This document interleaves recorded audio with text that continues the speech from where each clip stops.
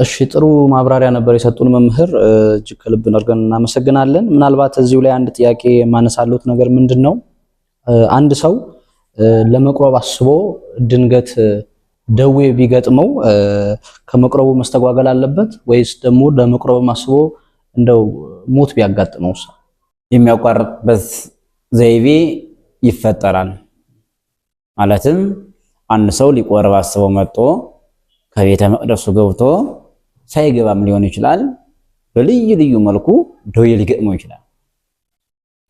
በፍትሐ ነገሥት በ13ኛው አንቀጸ ቁርባን፣ ይሄ አንቀጸ ቁርባን ነው። በነገራችን ላይ ለመቁረብ ምን ማድረግ፣ ከቆረብን በኋላ ምን ማድረግ፣ የክርስቲያኖችን ሕይወት የሚዳስስ አንቀጽ ነው። ይሄ ላይ ምን ይለናል መሰለ፣ አንድ ሰው ሊቆርብ መጥቶ ደዌ ቢያጋጥመው ደዌያቶች ይለያያሉ። ለምሳሌ የሚከለክል ደዌ ያለ፣ የማይከለክል ደዌ ያለ። በሚከለከልበት ለመቁረብ አስቦ መጥቶ የሚከለከልበትን ደዌ ስናነሳ ይህ ሰው ከመቁረብ የሚከለከለው የሚያስተፋው ከሆነ፣ የሚጥለው ከሆነ፣ የሚያደማው ከሆነ፣ ራሱን ከመቆጣጠር በላይ በራሱ ላይ ከሰለጠነበት አይቆርብም። ለምንድነው የማይቆርብ? ከቆረበ በኋላ የሚያሟላቸው መስፈርቶች አሉ። ለምሳሌ ቆርቦ መጥፋት አይቻልም፣ ቆርቦ መድማት አይቻልም፣ ቆርቦ መዘውዛት አይቻልም፣ ቆርቦ ስራ መስራት አይቻልም። እነዚህን ነገሮች ማድረግ እንዳያደርግ ስልጣን በራሱ ላይ ከሌለው የሚያስታውከው፣ የሚያስተፋው፣ የሚያስመልሰው፣ የሚያደማው ይሄ ነገር ከሆነ አይቆርብም፣ ይመለሳል። ከዚያ ውጭ ግን ደዌ ውሳጣዊ ደዌ ሆኖ እነዚህን ነገር ምልክት ያላሳየ ደዌ የውስጥ ደዌ ቢሆንበት የክርስቶስ ስጋና ደም ከደዌያችን የምንፈወስበት ከደዌ ስጋም ሆነ ከደዌ ነፍስ የምንድንበት ከመሆኑ አንፃር አይከለከልም። ይህንን ነው የሚያስቀምጥልን ፍትሐ ነገሥታችን። ማንኛውም ሰው በደዌ ምክንያት በእርግና ምክንያት ይላል። እንደው በደዌና በእርግና ምክንያት በሽምግልና ማለት ነው፣ ጉልበት ከማጣት የተነሳ እቤቱ ላይ ቤተክርስቲያን መምጣት ቢሳነው ከአንድ ካህንና አንድ ዲያቆን ሄደው ሰፈሩ ላይ ያቀብሉታል። ምን ስለሆነ? ስለታመመ። ምን ስለሆነ? ጉልበቱ ስለደከመ መምጣት ስለማይችል አይደለም። ቤተክርስቲያን መጥቶላቸው ይቅርና ለታመመ ሰው ቤተክርስቲያን ሰፈርደው ያቀብሉታል። ለምን? የክርስቶስ ስጋ የታመሙትን የሚያነሳ፣ የወደቁትን የሚያነሳ፣ የታመሙትን የሚፈውስ ስለሆነ፣ የስጋችንም የነፍሳችን መድኃኒት ስለሆነ ከዓለም ከሚቀምመው መድኃኒት በላይ ልክ አንደበት ሊናገርለት የማይቻል ታላቅና የእውነተኛ መድኃኒት የክርስቶስ ስጋና ደም ስለሆነ ለታመመ ሰው ሰፈርዶ ይሰጠዋል፣ ይቀበላል። ካህናትና ዲያቆናት ያቀብሉታል። እዚያ ሄደው እንኳንስ ቤተክርስቲያን መጥቶ እዚያም ያለው ግን እነዚህን ምልክት የሚያሳይ ከሆነ አይሰጥ። በዚህ ልኩ ይከለከላል። ሊቆርብ አስቦ መጥቶ ደዌ ገጥሞት ደዌው አጋጣሚ እዚያው ላይ ደግሞ ቢገለው እንዴት ነው ለሚለው ይህ ፍትሐ እግዚአብሔር ነው። በነገራችን አንድ ሰው ንስሐ ይገባል፣ እየሰገደ ነው፣ እየጸለየ ነው፣ ቀኖናውን እየጨረሰ ነው፣ ለመጨረስ እየሞከረ ነው፣ እየሄደ ነው። ነገር ግን ደዌ ከመሃል ቢገጥመው አጠቃላይ ይህ ሰው ከዓለም ቢለይ ንስሐውን ግማሹን ሰግዶ ግማሹን ጸልዮ ግማሹን ሳያሳካው ቢሞት ምን ሆነ የሚያዝለት? ንስሐውን እንደጨረሰ ነው የሚያዝለት። ለምን? እየሰገደ እየጸለየ ነው፣ እየሰገደ ነው ያለ። ስለዚህ እንደጨረሰ ይያዝለታል። መጨረሻ ላይ ግን ይህን ንስሐ እንደጨረሰ ተይዞለት ወደ ፍትሐ እግዚአብሔር ሲቀርብ የቀረው ንስሐ ካለ፣ የደበቀው ንስሐ ካለ፣ የገባው እያለ እንደገና ደግሞ ያልገባው ካለ ይፈረድበታል። ንስሐውን ጥቅልል አድርጎ ለምን መምረ ንስሐው ተናግሮ እየቀኖና ዞበት እየወጣ እየወረደ ከሆነ ግን አይጠየቅ። ባልሰገደው ባልጨረሰው ንስሐው አያስጠይቀውም። ለምን? ጀምሮታል። ይህ ሰውም ወደ ቤተ ክርስቲያን ስጋውን ልቀበል፣ ስጋውን ደሙን ልቀበል፣ ስጋውን ልብላ፣ ደሙን ልጠጣ ብሎ መጥቶ መካከል ላይ ችግር ቢገጥመው ቢሞት ንስሐውን ጨርሶ የክርስቶስን ስጋና ደም ለመቀበል የመጣ ከሆነ ጥያቄ የለውም። ለምን ንስሐ የሌለበት ሰው ገነት መንግስተ ሰማያት እንደሚገባ እናምናለን። ኃጢአት የሌለበት ከሆነ ምንም ጥያቄ የለውም፣ በክብር ይቀመጣል። ነገር ግን የሞቱ መንስኤ ክርስቶስን ተዳፍሮ በድፍረት አስፈሪው አዋጅ ይላል ሥርዓተ ቅዳሴያችን ላይ አስፈሪው አዋጅ ንጹህ የሆነ ከስጋው ከደሙ ይቀበል፣ ንጹህ ያልሆነ ግን ከዚህ ይከልከል ብሎ ካህኑ ያወጃል። በድፍረት ቀርቦ ቢቀበል እኔ ከበደሉ ንጹህ ነኝ፣ በደላችሁ ወደ እናንተ ይሁን ብሎ እጁን ታጥቦ ወደ ምዕመናኑ ይረጫል። ይሄ አስፈሪው አዋጅ ተብሎ በሥርዓተ ቅዳሴ ላይ ተመዝግቧል። ይህ ማለት ንጹህ የሆኑ እንዲቀበሉ፣ ንጹህ ያልሆኑ እንዳይቀበሉ፣ ንጹህ ሳይሆኑ ሳይነጹ ሳይቀደሱ በንስሐ ሕይወት ሳይመላለሱ ቀኖናቸውን ሳይጨርሱ በድፍረት መጥተው የሚቆርቡ ሰዎች ተቀስፈው እንደሚሞቱ የሚያመለክት ነው። በድፍረት የክርስቶስን ስጋና ደም ለመቀበል አስቦ መጥቶ ከሆነ የሞተው ይሄ ሰው ይፈረድበታል። የክርስቶስን ስጋና ደም ለመቀበል ቅድም በመጀመሪያችን ላይ በተመነጋገርንበት ልክ ያንን በስቴፑ ደረጃውን የጨረሰ መሆን አለበት። ምስጢራቱ የገባው ንስሐውን የጨረሰ ዓለምን ንቆ የዓለም ከንቱነት የገባው የክርስቶስ ፍቅር በልቡ የተሳለበት እውነት የክርስቶስ ስጋና ደም ከነፍስም ከስጋም ደዌ የሚያድን ከቁራኝነት የሚገላግል መሆኑን አምኖ የመጣ ሊቀበል ሕሊናው የተሰበሰበለት ከሆነ ገነት መንግስተ ሰማያት ይገባል። በድፍረት ከቀረበ ግን ይቀሰፋል። ስለዚህ ሳይቀበል ሞተ ብለን እኛ ልንበይን አንችልም። ውስጡ ፍትሐ እግዚአብሔር ነው ማለት ነው። ምናልባት እዚህ ላይ መምህር አንድ ጥያቄ እንዲመልሱልን የምንፈልገው ምንድነው፣ አንድ ሰው ለመቁረብ አስቦ ምናልባት ሌሊቱኑ ወንድ በህልሜ ሌሊት ቢመታ ምንድነው በዚህ የተደነገገ ሐሳብ አለ? ለመቁረብ አስቦ ህልሜ ሌሊት ቢያይ ይሄማ አይገባም። ጭራሽ ቤተክርስቲያን ሊገባ አይችልም። ቁርባን ላይም ስርዓተ ቁርባን ላይ መሄዳችን ሳይሆን አጠቃላይ እንዲህ አይነት ክል የገጠመው ሰው ከ3 ቀን በፊት መግባት ስለማይችል ስለ ቁርባን የምንደራደርበት ነገር የለንም። ሙሽራው ሊያገባ የተዘጋጀ ሰው ቢኖርና በተክሊል ሊያገባ ተዘጋጀ ቢኖር ሰው ለተክሊል ሊያገባ ተዘጋጅቶ ይህ ፈተና መካከል ላይ ቢገጥመው ስርዓተ ተክሊሉ ከውጭ ላይ ይፈጸማል። ቁርባን ላይ ጊዜ ይቀርባል። አይገቡም። ቤተክርስቲያን የክርስቶስ ደም የነጠበባት ናት። አንዳንዴ እኮ ይገጥመናል። ይሄ ሴቷ ስርዓተ ተክሊል ልትፈጽም ቀርባ አጋጣሚ ፔሪድ የሚባለው ነገር ይመጣባል። አንዳንድ ሰዓት ሲሰበር ይሰንጣል እየተባለ በአንድም በሌላ መልኩ ሲፈጽም እናያለን። ይህ ስህተት ነው። ለምንድን ነው የክርስቶስ የወልደ እግዚአብሔር ደም በነጠበበት ላይ የሩቅ ብእሲ ደም አይነጥብበትም? ወደ ቤተ ክርስቲያን ለመግባት ንጽህና ቅድስና ያስፈልጋል። ይህ የገጠመው ሰው ቀኑን ጨርሶ ወንድ ከ3 ቀን ሴት ከ7 ቀን በኋላ ቀኑን ጨርሶ እንኳን ዝም ብሎ ይገባል። ታጥቦ ተለቃልቆ ንጹህ ሆኖ ነው የሚገባው። በድፍረት ከተገባ መቅሰፍት ነው። የእግዚአብሔርን ቤት መደፋፈር መቅሰፍት ነው። ለምን? ያቺ ቤተ መቅደስ የእግዚአብሔር ቤተ መቅደስ ናት። መላእክት የሚነጸፉባት፣ ቅዱሳን የሚከቡባት።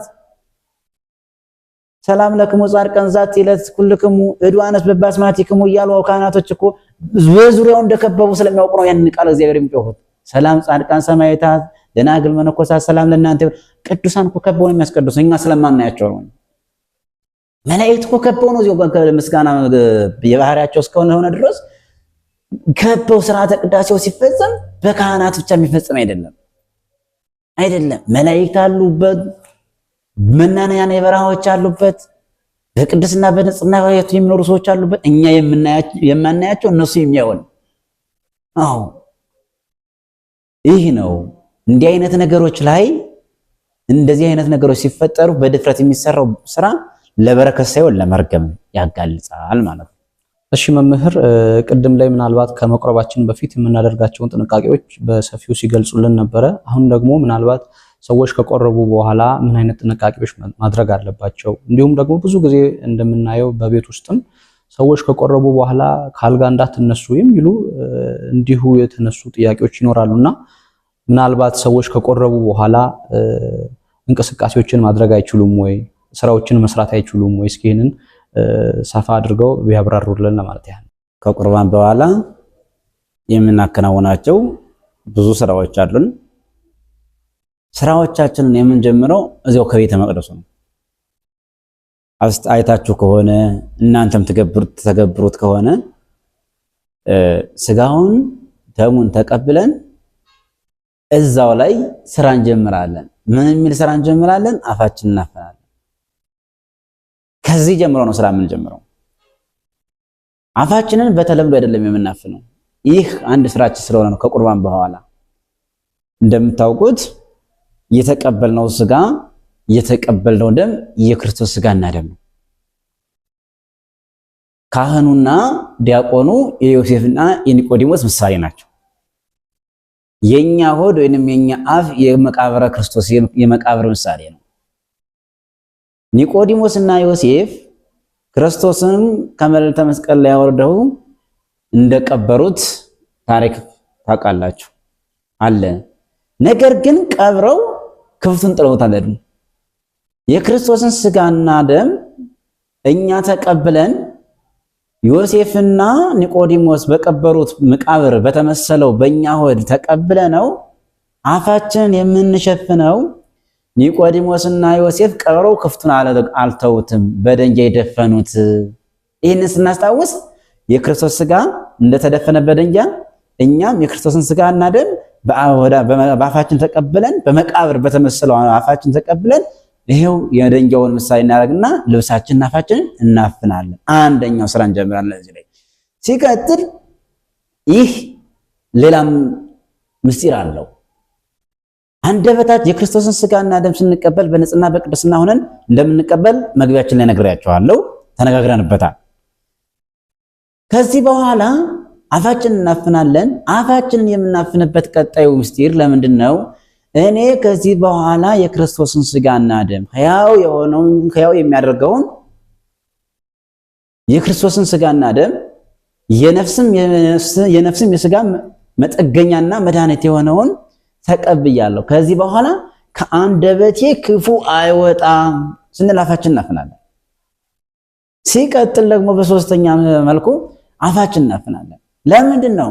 ተሐዋስያን ወደ አንደበታችን ወደ አፋችን ገብተው ተሐዋስያን ወደ አፋችን ተገቡ መቼም መጥፋት ግድ ይላል አይደለ? ትንኝ በአፍ ውስጥ ቢገባ ያን ትንኝ ለማስወጣት የማትሞክረው ጥፋት የለህም። ከባድ ነው። ይህን እናደርጋለን። ይህ ስራችን ነው። ከቆረብነው በኋላ ስራችን ለምንድን ነው? ከቆረቡ በኋላ መጥፋት ስለማይቻል ከቆረቡ በኋላ መቁረር የማይባል አለ። የተቀደሰበት ጸበል ከቆረብ እዚያው አፍክናፍነት ሄዳለህ። ከዛ ጸበል ትጠጣለህ። ያንን ጸበል ጠጥተህ አሁንም እንዳፈንክ ትሄዳለህ። ውጭ ላይ እህል እስከምትቀረምስ አፍክናፍና ነው የምትሄደው። የምንከለከለባቸው ነገሮች ብዙ አሉ። ለምሳሌ መጥፋት አይቻልም ብለናል። ከዛስ ወደ ፍርድ አደባባይ ፍርድ ወደሚጓደልበት ድሃ ወደሚበደልበት ወደዚህ ቦታ መሄድ አንችልም። ስጋውን ደሙን ተቀበል ቀጥታ ቤታችን እንሄዳለን። ቤታችን እንሄዳለን። ልዩ ልዩ ስራዎች አንሰራም። ወዝ የምናወጣበት መንገድ አንሰራም። ርቀት ቦታ ወንዝ ተሻግረን መሄድ አንችልም። ይህ ለዚያን ቀን ብቻ ነው። ስጋውን ዛሬ ተቀብለህ ከሆነ ለዛሬ ነው። ነገ ችግር የለብህም። ነገ ጀምረህ መስራትም ትችላለህ፣ መጥፋትም ትችላለህ፣ ምንም ትችላለህ። አንድ ነገር ግን ነገ የማስችለው ነገር አለ።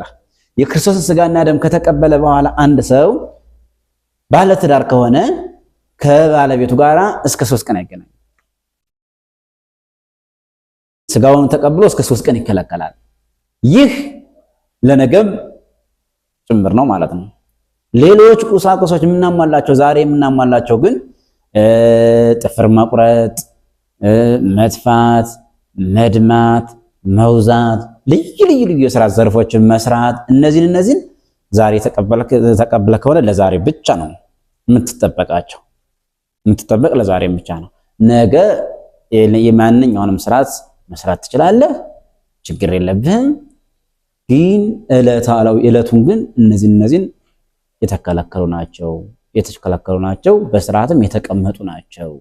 መፈራደድ፣ መወቃቀስ፣ ክስ ምናምን ነገር እዚህም ቦታ ላይ መገኘት አያስፈልግም። እንደ ልማድ ሆኖ ደግሞ አንዳንዴ ቤታቸው ይገባሉ ወይም ይተኛሉ ወይንም ይቀመጣሉ። ከዘረጉ አያልፉም፣ ካጠፋ አይዘረጉም። እንዲህ አይነት ቦታ ያየሁበት አለኝ የገጠመኝ። የቆረበ ሰው የሚገርም ነገር ምሳም አይሰራም። እንደዚህ አይነት ነገር ደግሞ ገጥሞኛል። ይህ እርግጥ ጽና ፍቅሩን ለመግለጽ ጥሩ ነው። የክርስቶስን ፍቅር ለመግለጽ ክብሩን ለመግለጽ እውነት ለመናገር እኮ እኛ ምንም ብንል እኮ የክርስቶስን ስጋና ደም መወሰን እኮ አንችልም። ምን ጥርስ ነው የሚያኝከው አይደል የሚል አባ ሕርያቆስ። ይሄንን ስጋና ደም ማኘክ የሚቻለው ምን ጥርስ ነው? ይሄንን መሸከም የሚቻለውስ ምን ሆድ ነው? ይሄንን የክርስቶስ ስጋና ደም እውነት እርሱ በቸርነቱ ያስቻለን ነው እንጂ ይሄ በጣም ከባድ ነው።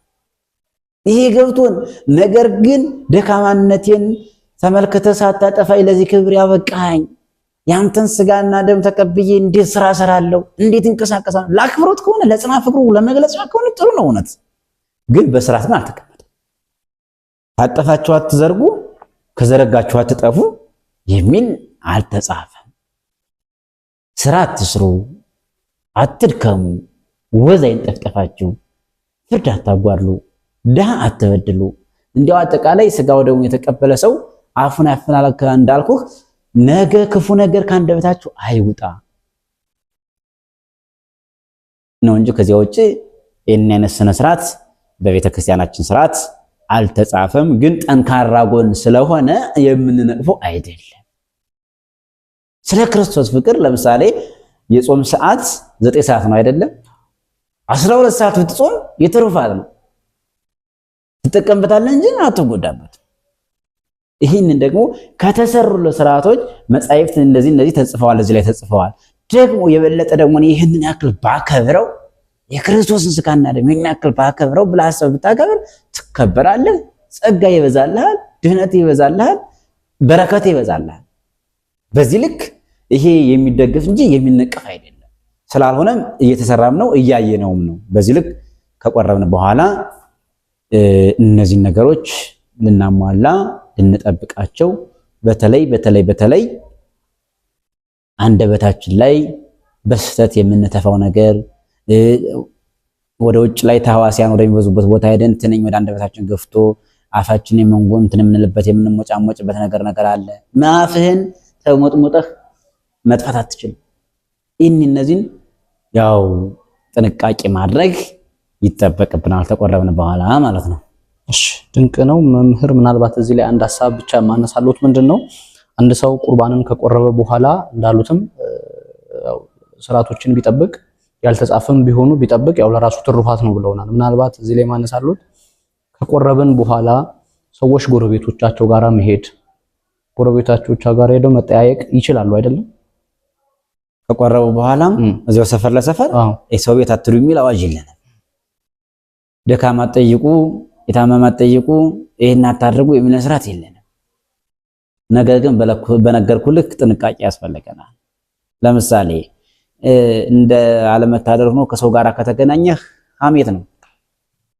የክርስቶስ ስጋና ደም ተቀብለህ ደግሞ ሐሜት ላይ መውደቅ ከባድ ነው። አንደበቴ ክፉ አይወጣም ብለህ አፍናፍነህ ከቤተ መቅደሱ ቃል ገብተህ ወጥተህ ሰፈር ላይ ሄደህ ቡና እየጠጣህ የምታጠለጥል ከሆነ በአንድ ቀን በአንድ ሰዓት በረከትህን አጣህ። አባቶቻችን እናቶቻችን ሰው ቤት አይሄድም ይላሉ እኮ እናውቃለን እኮ።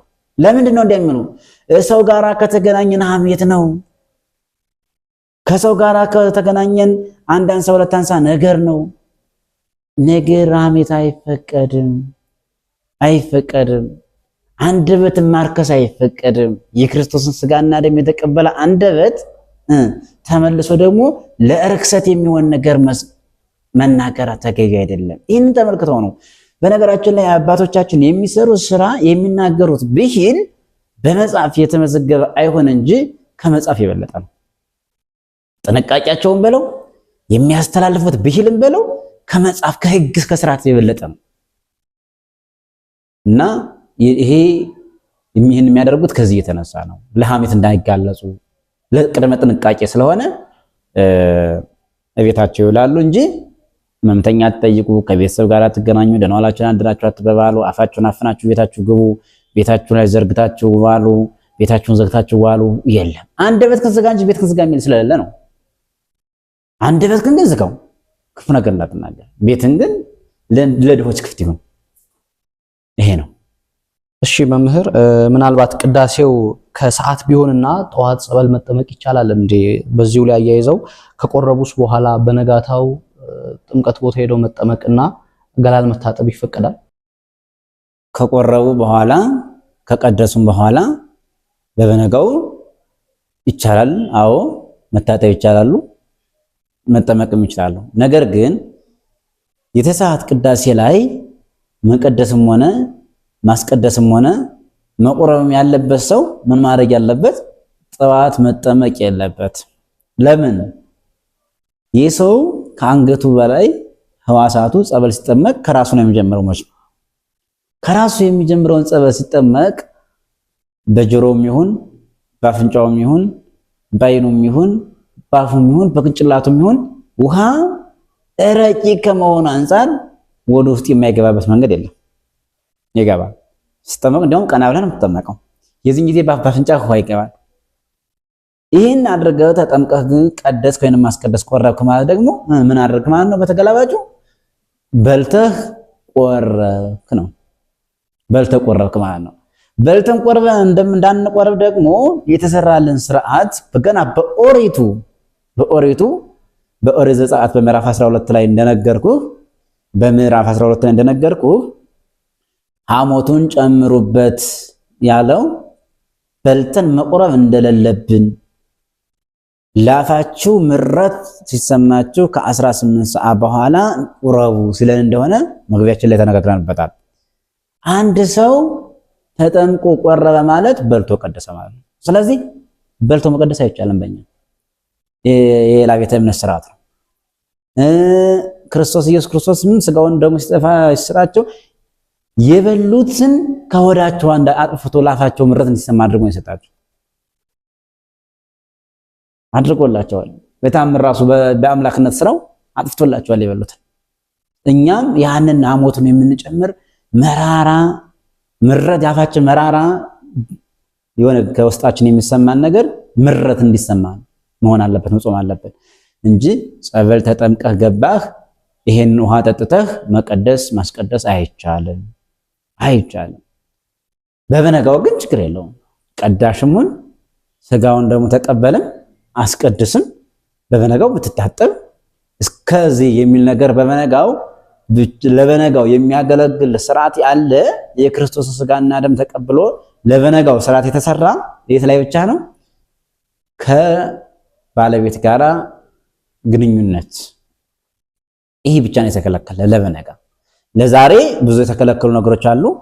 ለነገ ግን የተከለከሉ ከትዳር ጋራ ግንኙነት፣ ስጋዊ ግንኙነት ላይ ብቻ የተከለከለ እንጂ በበነጋው አትታጠብ፣ እንደዚህ አታድርግ፣ አትጠመቅ፣ እንደዚህ የሚል ነገር አልተሰራም። አትጥፋ፣ እንደዚህ ቅድም የነገርኩ ነገሮች በበነጋው አያገለግሉም። ለዕለት ብቻ ናቸው።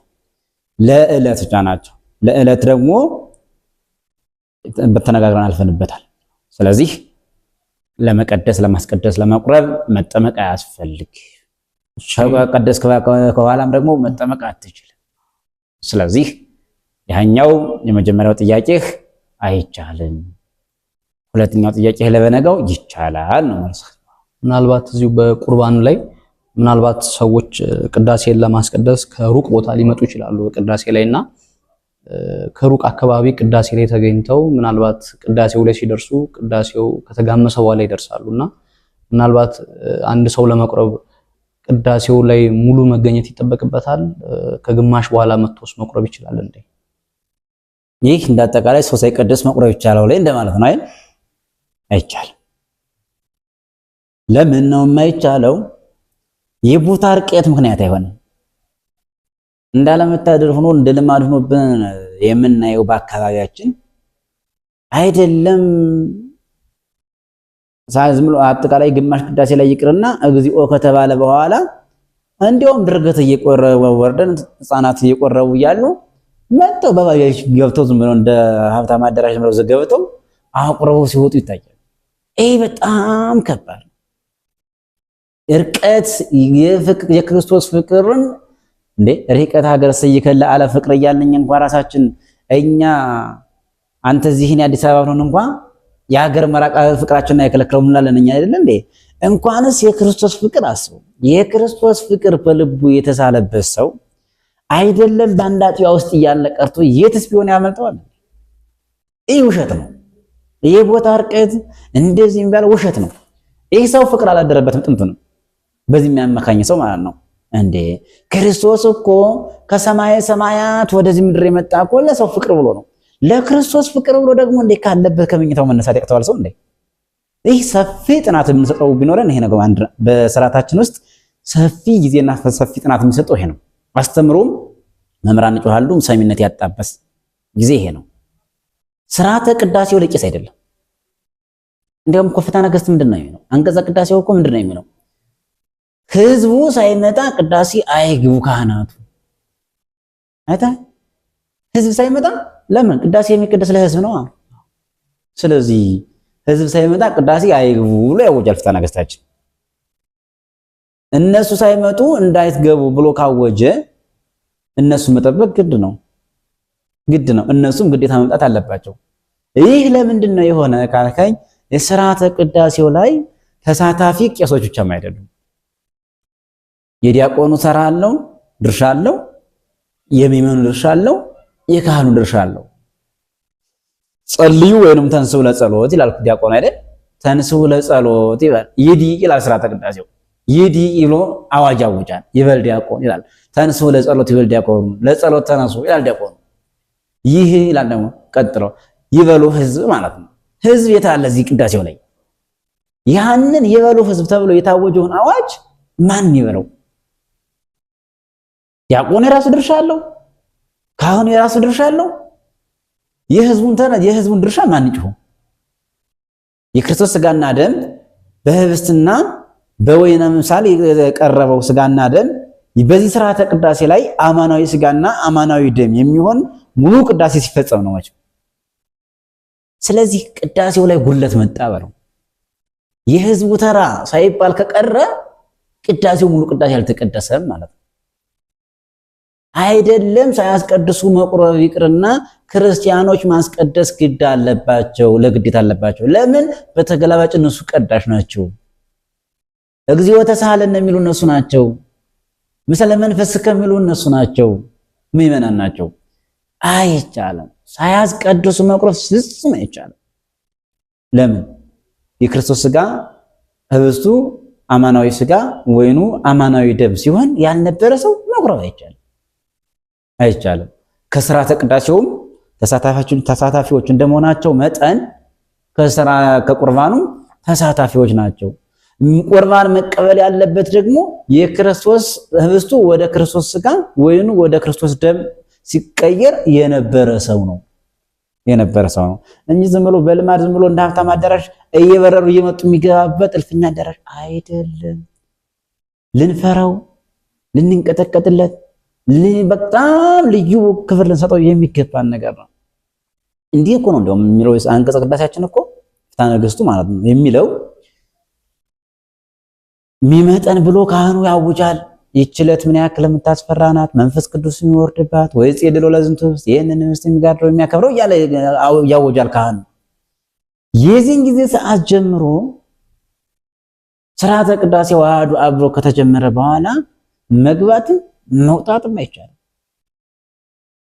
የሚገርም ነገር እግዚኦታ ላይ እንኳን መግባት አይቻልም። እኛ እንኳን ራሱ ደፍረን የምንገባው ማለት ነው። አሁን ሁላችንም እንገባለን እግዚኦታ ላይ። እዚህ ላይ መግባት አይቻልም። ለምንድን ነው የማይቻለው? እትው በሰላም ሲባል ነው መግባት መውጣት የሚቻለው። እንደ ስርዓት ነው እየሸረሸረ ነው የምንጠቀም ሁላችንም። ስርዓት አስከባሪ የተባለ አካል እንኳን ስርዓት አያከብርም ራሱ። ፍትሐ ነገሥት ምንድን ነው የሚለው አንቀጸ ቅዳሴው ላይ በቅዳሴ ጊዜ ልዩ ደዌ ጽኑ በሽታ ቢሆንበት ይውጣ ከቀዳሹ፣ አስቀዳሹም እንደዚሁ ወጦ ይመለስ የሆነ ችግር ከፈጠረበት። ከዚያ ውጭ ግን መውጣት መግባት ቅዳሴ ከተገባ በላይ እትው በሰላም ሳይባል መውጣት መግባት ፍጹም አይቻልም ይላል ፍትሐ ነገሥት። አይቻልም፣ መቁረብ ይቅርና አይቻልም። በድፍረት ነው ዝም እንደዚህ እየተሰራ ያለ እንዴ! ዓለማችን እኮ እናውቀዋለን። እውነት ለመናገር ከተፈለገ አንድ ቦታ ላይ መቀጫ ያለበት ስብሰባም ይሁን መቀጫ ያለበት የሆነ ውሎ አበል ያለበት የሆነ እዚህን ሰዓት ላይ የተገኘ ውሎ አበል አለው ቢባል እኮ ስንት ቦታ ላይ እኮ ስንታችን ስንጋፋ ነው የምንገኝ እኮ። ነገር ግን ክብሩ ፍቅሩ ስላልገባን ተኝተን በቦታ የምናመሃኝ ልንኖር እንችላለን። ይህ በጣም ስህተት ነው። ስለዚህ አይቻልም ነው ባጭሩ። እሺ ድንቅ ማብራሪያ ነበር የሰጡን መምህራችን። ወደ ህፃናቶች ላይ ከሚነሱ ጥያቄዎች እንለፍና ህፃናት ሲቆርቡ የሚስተዋሉ ብዙ ነገሮች አሉ። ጡት ከማጥባት ጋራ እንዲሁም ደግሞ ብስኩት ከማብላት ጋራ የሚነሱ ብዙ ጥያቄዎች አሉ። ከቤተ ክርስቲያን ስርዓት አንጻር ይህ ነገር እንዴት ይታያል?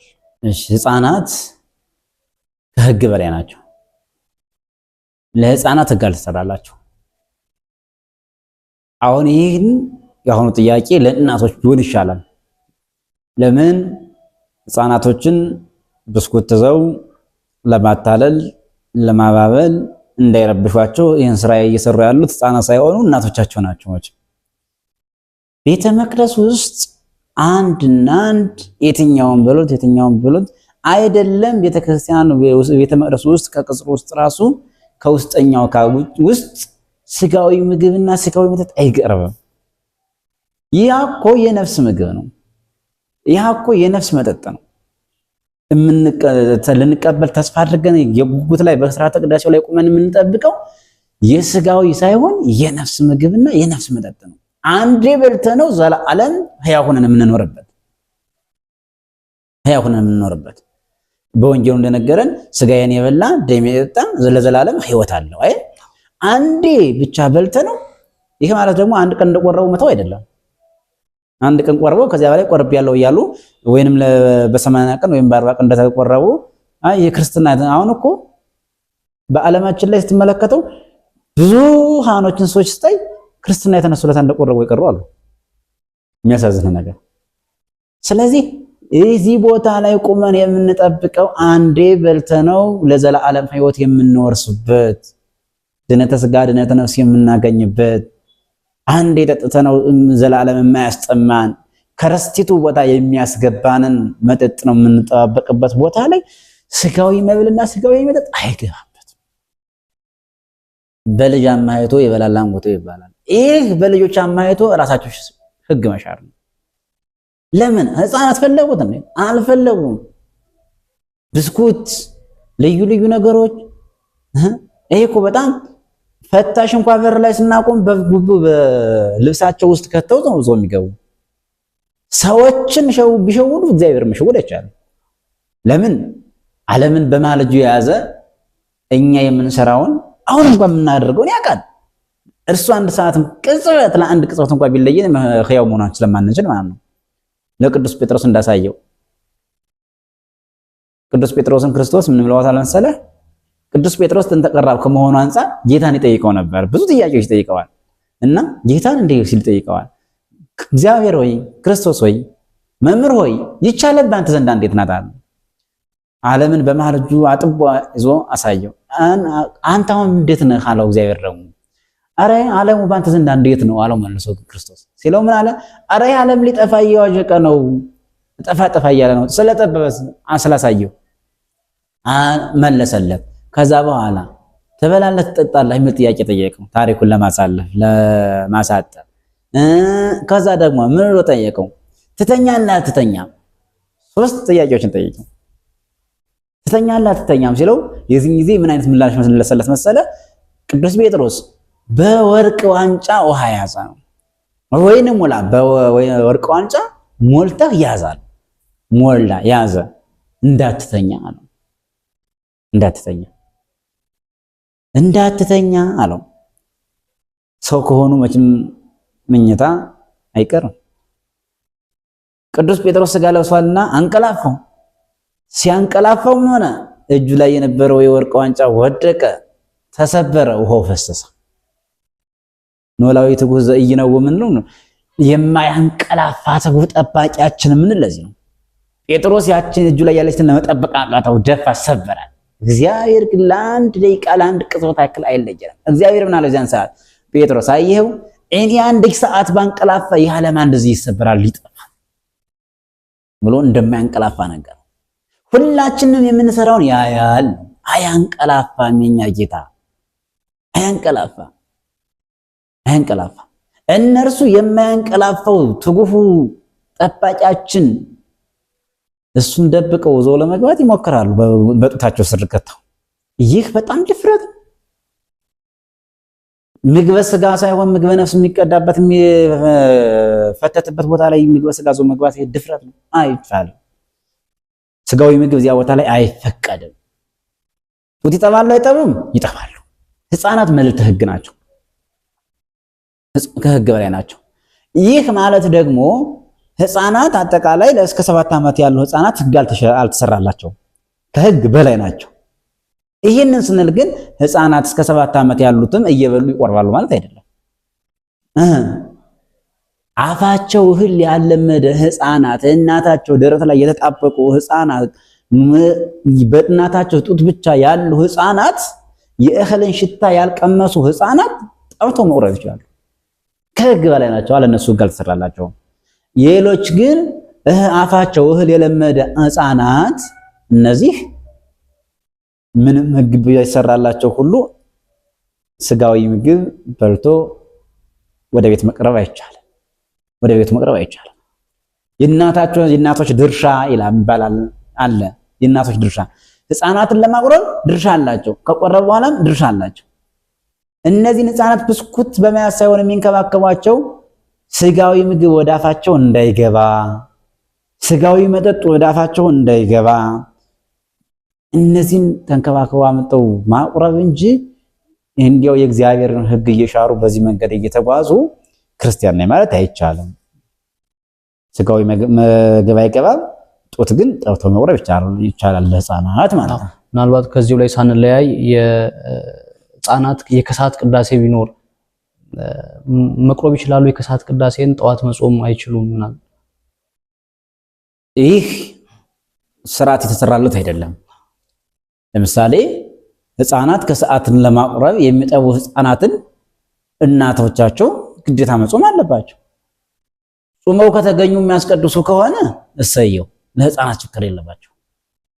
ለምን ቁርባን ሲሰራ እገሌ ከሰዓት እገሌ ጠዋት የሚል ስርዓት አልተሰራም። ብቻ እንድንቆርብ ብቻ የታወጀልን እንጂ ሕፃናት ጠዋት ይቁረቡ፣ ሕፃናት ከሰዓት ይቁረቡ አይቁረቡ የሚል አዋጅ የለም፣ ሕግ የለም። የሚጠቡት ሕፃናት ከሆነ ጠዋትም ሆነ ከሰዓትም ሆነ አንድ ነው፣ ልዩነት የለውም። ለምን ጡት ጠብተው ስለሚቆርቡ። ነገር ግን አፋቸው እህል የለመደ መጾም የማይችሉ ሕፃናት አሉ። እነዚህ መጾም ከቻሉ ሳይበሉ ሳይጠጡ ከዋሉ ከሰዓት መቁረብ ይችላሉ። ነገር ግን ሕፃናቶች እስከዚህን ሰዓት መዋል ይችላሉ ወይ? እናትና አባት ስጋዊ ምግብ ስጋዊ መጠጥ ወደ ሕፃናት እንዳይቀላቀል መጠበቅ ይችላሉ ወይ? እናትና አባት ሳይበሉ ሳይጠጡ ለሕፃናት ብለው ማስቀደስ ይችላሉ ወይ? ከቻሉ ሰየው ነው። ከሰዓትም ይሁን ከጠዋትም ይሁን ቁርባን ቁርባን ነው። ጊዜ ቦታ ሰዓት አይገድበው። የሚገድበው ምንድነው? የኛ ዝግጅት ማነስ። አንድ ክርስቲያን ዛሬም ነገም ተነገ ወዲያም ሁሌ ይቁረብ ብትል ለምሳሌ ዝግጅት ያንስዋል፣ እንቅፋት ያገኘዋል፣ ችግር ይገጥመዋል፣ መቁረብ አይችልም። ይህንን ግን ዝግጁ በሆነበት ሰዓት ላይ በየትኛውም ሰዓት መቁረብ ይቻላል፣ ችግር የለባቸው። እናት በልታ ልጅ ሳይበላ መቁረብ አይችልም ማለት ነው። በልቶ ማስቀደስ አይቻልም። በልቶ ማስቀደስ ስለማይቻል ልጇን ለማቁረብ ግዴታ ሰው ማስቀደስ አለባት። ስለዚህ አይቻልም። ግሩም መልስን የሰጡን መምህር እናመሰግናለን። ብዙ ጊዜ በተለምዶ የሚነሳ ሐሳብ አለ። ቁርባንና የእናቶች ጽዋ ማህበር ተያይዞ ይነሳል ብዙ ጊዜ ላይና እንደው ከቤተክርስቲያናችን ስርዓት አንጻር ቁርባንና የእናቶች ጽዋ ማህበር ተመሳሳይነት አለው እንዴ? የለውም። እንደ ምክንያት በብዙሃኖች ዘንዳ ጥያቄ ሆኖ የሚነሳ አንድ ኃይለ ቃል አለ።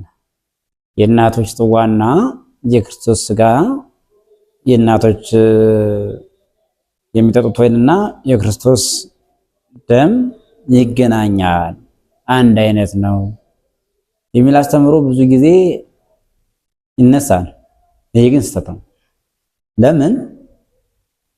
ይህንን ቃል የተጠቀሙት በአንደኛ ቆሮንቶስ ምዕራፍ 10 ላይ የተመዘገበ ኃይለ ቃል አለ። ምን የሚል ነው? ይህ የምንባርከው ህብስት፣ ይህ የምንባርከው ጽዋ የክርስቶስ ስጋ የክርስቶስ ደም አይደለምን? የሚል ጥያቄ የሆነ ኃይለ ቃል አለ። የምንባርከው ህብስት የክርስቶስ ስጋ አይደለምን? የምንባርከው ወይንስ የክርስቶስ ወይን ደም አይደለምን? ይህንን እዛው እኛ በሰፈር ላይ የምንባርከው ወይን የክርስቶስ ስጋ ነው እና ደም ነው። ህብስቱ ስጋ ወልደ እግዚአብሔር ነው፣ ወይኑ ደም ወልደ እግዚአብሔር ነው የሚል አስተምሮ በሰፊው እናያለን። ይህን ጽዋ አይተው ከሆነ አንዲቱ እንደ ካህን ሆና የምታቀብልበት፣ ሌሎች እንደ ካህን እንደሚመናን ሆነው የሚቀበሉበት ዘይቤ ታያለ። ይህ የክርስቶስ ስጋ ነው ብሎ ነው የሚያምኑበት። ይህ ስህተት ነው።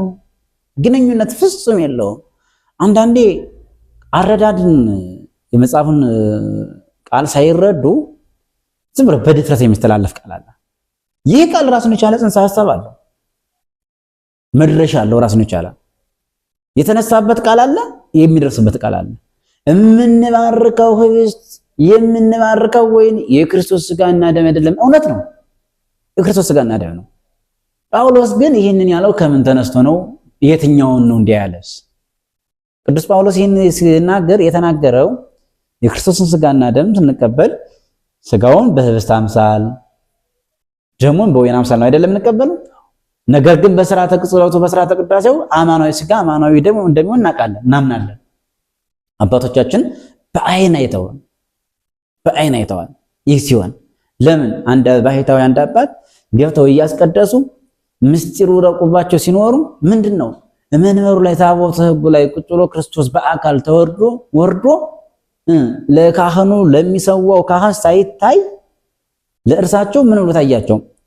እዚህ ላይ ቁረጠኝ፣ እዚህ ላይ ቁረጠኝ፣ እዚህ ላይ ቁረሰኝ፣ እዚህ ላይ ቁረሰኝ እያለ ካህኑን ሲመራቸው ክርስቶስ ነው በአካል ወርዶ ስጋውን ሲፈትት ማለት ህብስቱን ሲፈትት አሁን እዚህ ላይ ይፈትተኝ፣ አሁን እዚህ ላይ ፈተተኝ፣ አሁን በዚህ ላይ ፈተተኝ ያሉ የካህኑን እጅ እዘው ክርስቶስ እየመራው ለዚያ ባሕታዊ ተገለጸላቸው። የክርስቶስ በህብስት አምሳል የቀረበው የክርስቶስ ስጋ አማናዊ እንደሆነ እናምናለን፣ ወይንም አማናዊ ደሙ እንደሆነ እናምናለን። ቅዱስ ጳውሎስ ይህን የተናገረበት መሰረታዊ ዓላማው ካህኑ ህብስቱን ይባርከዋል፣ ወይኑንም ይባርከዋል። ቅዱስ ጳውሎስ ይህን ሲመለከት እኛ በሥርዓተ ቅዳሴ ጊዜ የምንባርከው ህብስት የክርስቶስ ስጋ አይደለምን?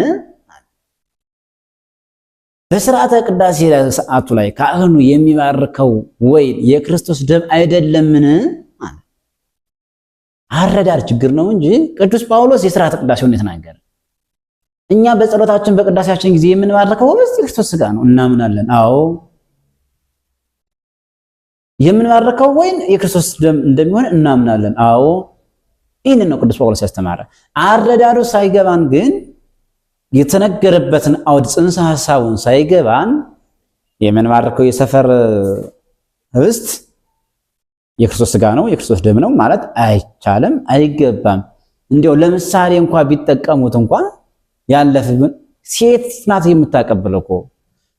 አባቶቻችን እንኳን ከአዳም ጀምሮ ምስጢረ ቁርባንን እንኳን በምሳሌ ያቆዩን ወንዶች ናቸው እንጂ ሴቶች አላቆዩንም። ምሳሌ እንኳን እንዳይሉ አማናዊ ለሆነው ነገር ምሳሌ ያስፈልገው ሆኗል። አባቶቻችን ከአዳም ጀምሮ እስከ ሙሴ የነበሩ እነ መልከጼዴቅ ሁሉና አብርሃም ሁሉ ነው ሁሉ ሲሰው የነበረ ለክርስቶስ ስጋና ደም ለምሳሌ ሆኖ ነው። አምሳል መርገፍ ነው። የነዚህ የትኛው ምሳሌ ነው የሚሆነው? የዘመናችን የጽዋም ስጋና ደም ነው የምንለው ነገር ለየትኛው ነው ምሳሌ የሚሆነው? ይመጣል የሚባል ነገር የለም እኮ መጥቷል፣ ተሰጥቶናል። መጠቀም ነው ያቃተን እንጂ መድኃኒቱ እጃችን ላይ አለ። ባለ መድኃኒቱ ራሱን አሳልፎ ሰጥቶናል። ነገር ግን ትርጓሜ እያዛባን ከመክሰር ውጭ ሌላ ነገር ምንም ተስፋ የለውም። ስለዚህ የእናቶች ጽዋና የክርስቶስ ስጋና ደም ምሳሌ ዘይሐጽጽ የሚባል አለ። ከዚህ እንኳን የማይደርስ ነው፣ ምንም ነገር የለውም። ለምን? የተነገረበት መጽሐፋዊው አውዱ ሌላ ነው። ቅዱስ ጳውሎስ የተናገረበት አውድ ሌላ ነው። ራሱን የቻለ ስለ ክርስቶስ ስጋና ደም የተናገረበት አንቀጽ ነው እንጂ ስለ እናቶች ጽዋ ማህበር ምንም ይሄ ነው ብሎ የተናገረበት ነገር የለም። ይሄን በማንሳት ነው በቃ ይሄ ነው እንዲህ ብሏል ጳውሎስ የሚነግረው ዓለም። ስለዚህ የእናቶች ጽዋና ይሄ የሚገናኝበት ነገር የለም። የእናቶች ጽዋ የተፈቀደው የተሰራው ነዳያንን ሊረዱበት፣ የተቸገሩበትን የተራቡ የተጠሙ ሊያበሉበት ነው። እንደዚህ ነው። ዘተወክፈ ነብይ በስመ ነብይ ይረክብ አስበ ነብይ፣ ነብይም በነብይ ስም የተቀበለ የነብዩን ዋጋ ያገኛል ብለው የነብዩን ስም ጠርተው ስለ አምላከ ኤልያስ፣ ስለ አምላከ ሙሴ፣ ስለ አምላከ ተክለ ሃይማኖት፣ ስለ አምላከ ገብረ መንፈስ ቅዱስ ብለው ዘክረው ከአምላካቸው በረከት ሊያገኙበት ነው የተፈቀደው እንጂ የክርስቶስ ስጋና ደም ነው ብለው ለሚመናንም ሆነ ለነሱ እንዲቀበሉት አልተፈቀደም ነው። ግሩም ማብራሪያን የሰጡን መምህር እጅግ ከልብ አድርገን እናመሰግናለን። በመላው ዓለም የምትገኙ የጤና ሚዲያ ተከታታዮቻችን በነበረን በሚስጥረ ቁርባን ላይ በተነሱት ሐሳቦች እንደተማራችሁባቸው ባለሙሉ እምነት ነን። በቀጣይ በሌላ መርሃ ግብር እስከምንገናኝ ድረስ ስብሐት ለአብ፣ ስብሐት ለወልድ፣ ስብሐት ለመንፈስ ቅዱስ። ይቆየን።